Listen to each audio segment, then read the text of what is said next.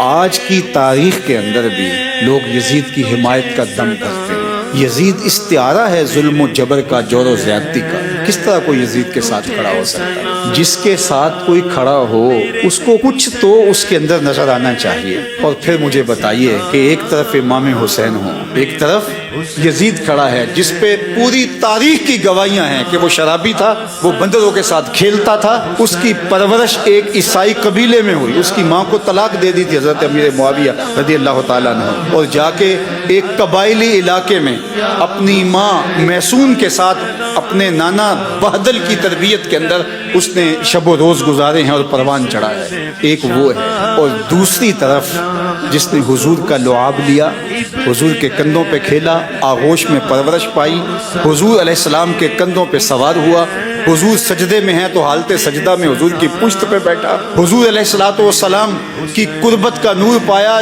جس کے گھر کا دروازہ مسجد نبوی کے اندر کھلتا تھا، وہ حسین ہے۔ اور پھر حضور نے خبر کیا دی؟ حسن اور حسین جنتی جوانوں کے سردار، سیدہ شباب اہل الجنہ۔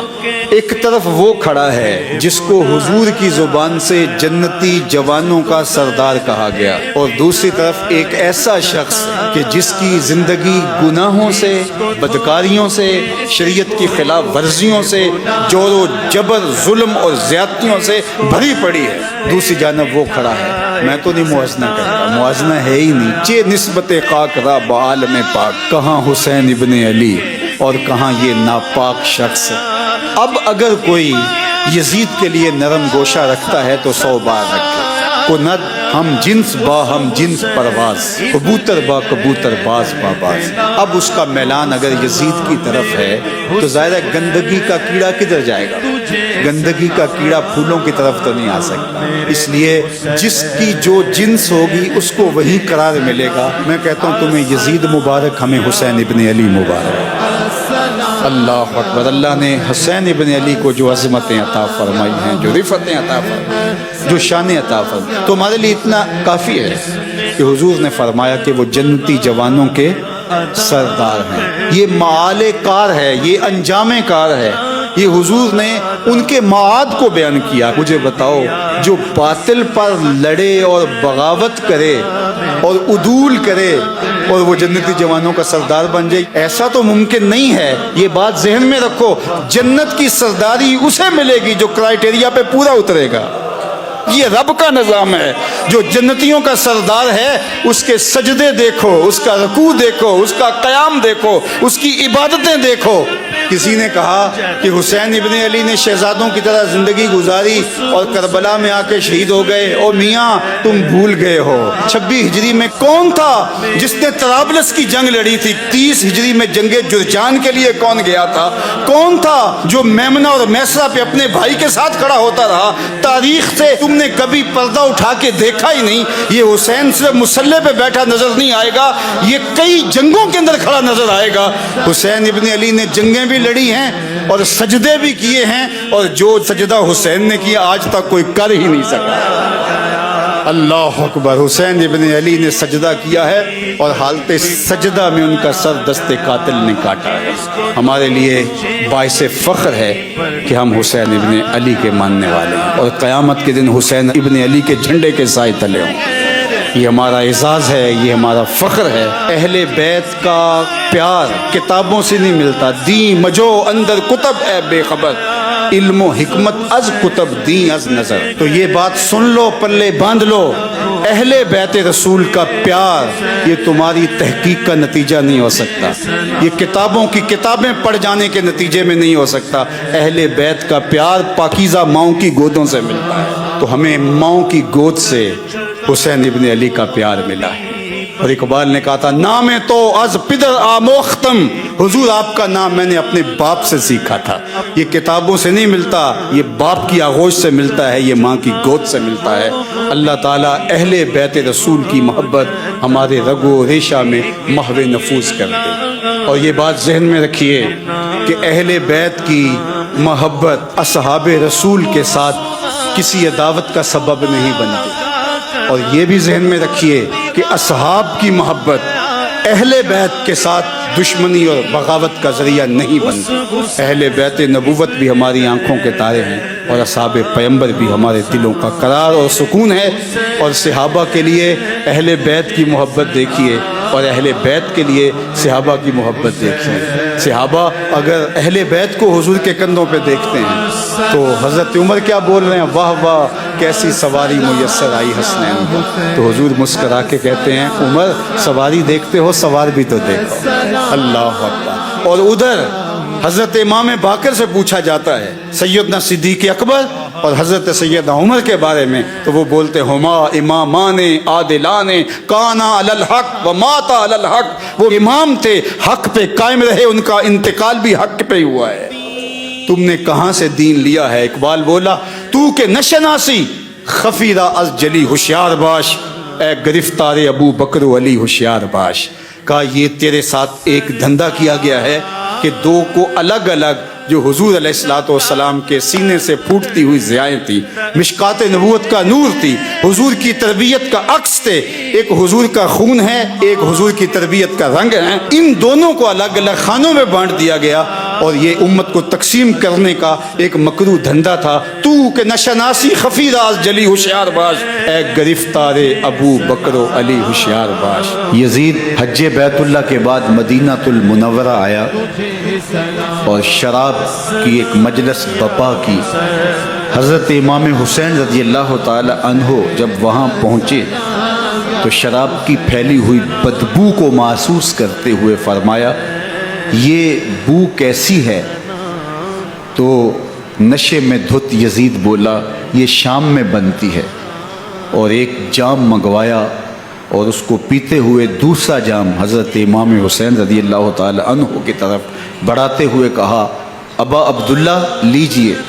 تو حضرت امام حسین رضی اللہ تعالی عنہ نے فرمایا میں اس کی طرف دیکھتا بھی نہیں ہوں. اور پھر وہ عشقی اشعار پڑھنے لگا. جب یزید کی شراب نوشی کا منظر امام حسین رضی اللہ تعالی عنہ اپنی آنکھوں سے دیکھ چکے تھے تو مجھے بتاؤ یزید کے ہاتھ پہ امام حسین کا پاک ہاتھ کیسے آتا؟ حضرت امام حسین رضی اللہ تعالی عنہ جس ماحول میں پلے تھے، جس ماحول میں پرورش پائی تھی، جس ماحول میں رہے تھے، وہ پاکیزہ اور تقدس ماحول تھا. اور یزید کبھی اطراف دمشق میں، کبھی غوطہ میں، کبھی الخزرہ محل میں اور کبھی کہاں اور کبھی کہاں داد عیش دیتا رہا اور لہو و لعب کے اندر مصروف رہا. اور اس کی زندگی ان چیزوں سے عبارت تھی.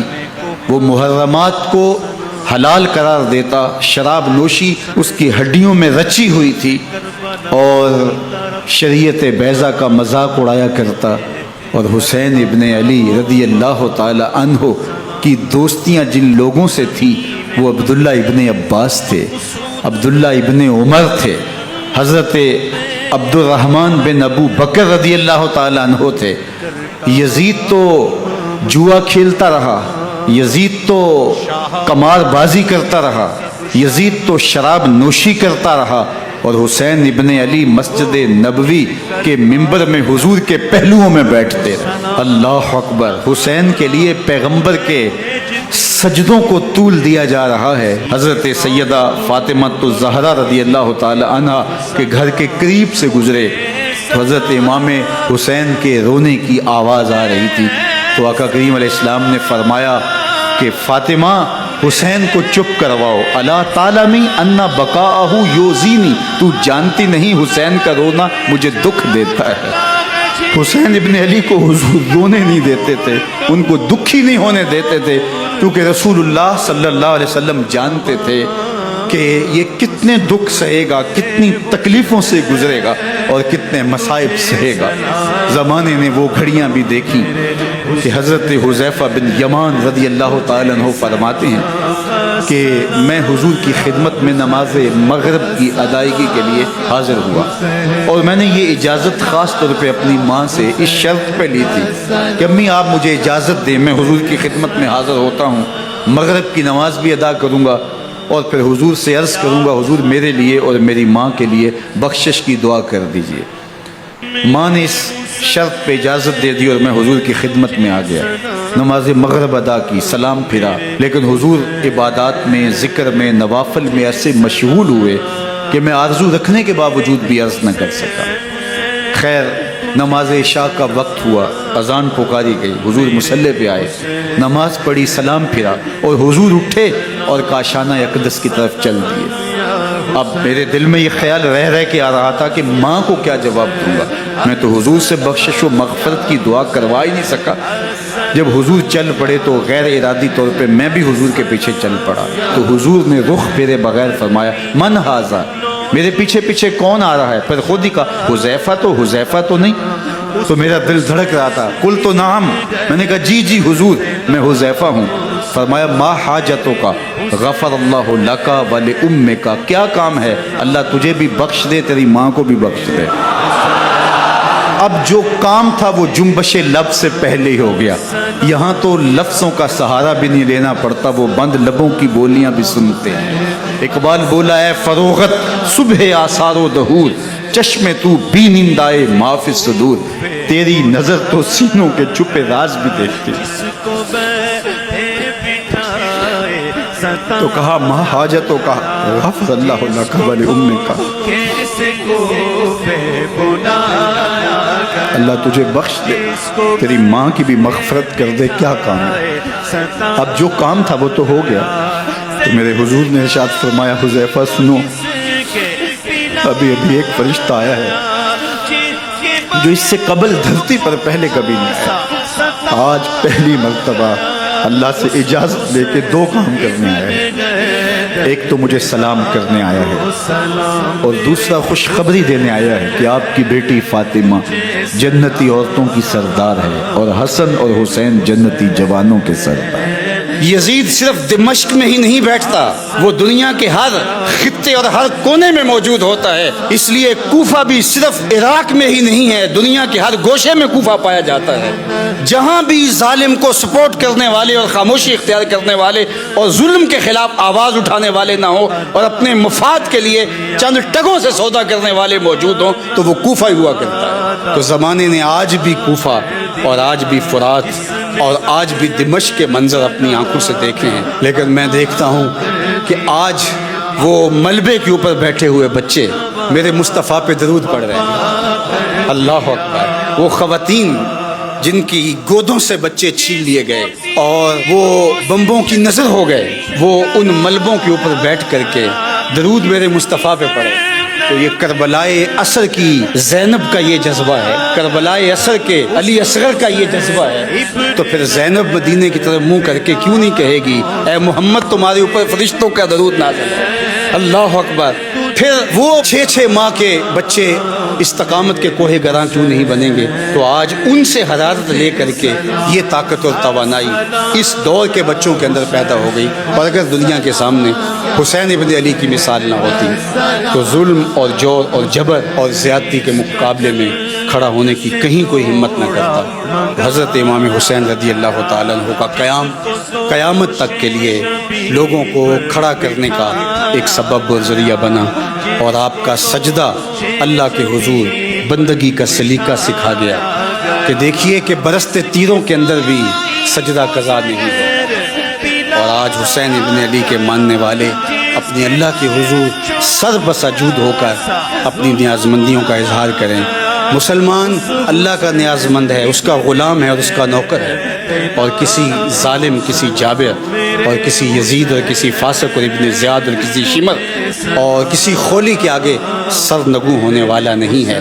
تو حضرت امام حسین رضی اللہ تعالی عنہ کا یہ سفر اور یہ قیام اور یہ سجدہ ہمارے لیے خضرہ بن کے کائنات کے اوپر ایسا چھایا کہ صدیاں گزرنے کے باوجود بھی ان کی یادوں کے چراغ کبھی بجھنے نہیں پائیں گے۔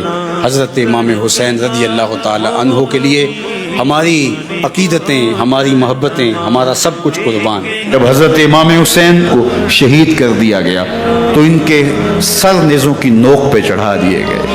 حضرت امام حسین کا کٹا ہوا سر اور باقی 71 افراد کے کٹے ہوئے سر نیزوں کی نوک پہ، اور 10 سواروں کو ابن سعد نے کہا ان کو رون دو، اور گھوڑوں کی ٹاپوں تلے حضرت امام حسین رضی اللہ تعالیٰ عنہ اور ان کے آوان و انصار کو جو ہے وہ روندا گیا، حتیٰ کہ ان کی ہڈیاں بھی چور چور ہو گئیں۔ روننے سے قبل ان کا لباس اتار لیا، ان کے کپڑے اتار لیے گئے۔ اللہ اکبر، کیسی دردناک گھڑیاں تھیں۔ نہ صرف انہیں قتل کیا گیا، ان کی لاشوں پہ گھوڑے دوڑائے۔ ابن سعد اور شمر جو ہے وہ خیموں میں داخل ہوا اور مخدرات اسلام چادریں چھیننے کی کوشش کی۔ حضرت زینب سلام اللہ علیہا نے مخاطب ہو کے کہا، ہمارے چہرے کے رکھوالے چلے گئے ہیں، ظالم تو خیال نہیں کرتا ہم رسول اللہ کی بیٹیاں ہیں۔ حضرت شہربانو، حضرت زین العابدین اور حضرت زینب، ان تینوں کو ایک اونٹ پہ باندھا گیا اور باقی اونٹوں پہ باقی سادات کو، حضور کی شہزادیوں کو باندھا گیا، رسیوں میں جکڑا گیا اور اونٹوں پہ باندھ کر کے کوفے کی جانب آگے آگے شہیدوں کے سر چل رہے ہیں اور پیچھے یہ قافلہ چل رہا ہے۔